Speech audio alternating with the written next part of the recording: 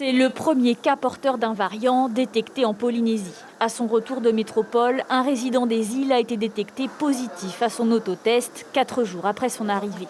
L'Institut Louis Mallardet, désormais équipé pour séquencer le virus, a pu déceler le variant britannique.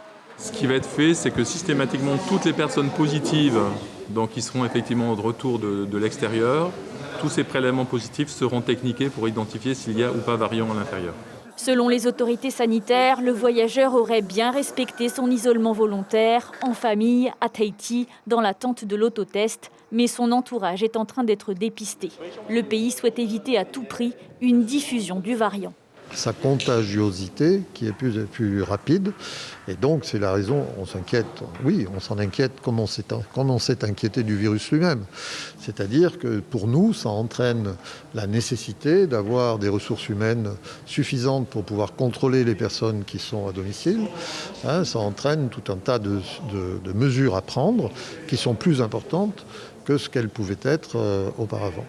Par ailleurs, la campagne de vaccination pourrait connaître un ralentissement. Le pays dispose des flacons nécessaires à une vaccination complète jusqu'au 22 février prochain. Au-delà, aucun nouvel arrivage n'est pour l'heure programmé. On sait que l'efficacité elle a été prouvée sur les 3 variants qui sont en cours de circulation dans le monde, notamment le brésilien, le britannique et le sud-africain. Donc on est très rassuré sur l'efficacité du vaccin qui est en cours qui a mis à disposition justement des Polynésiens en ce moment sur le territoire.